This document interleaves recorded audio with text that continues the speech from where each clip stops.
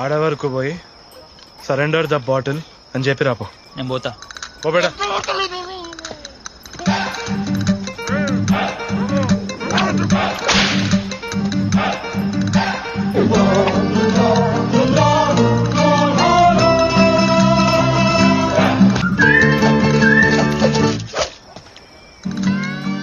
Surender the bottle.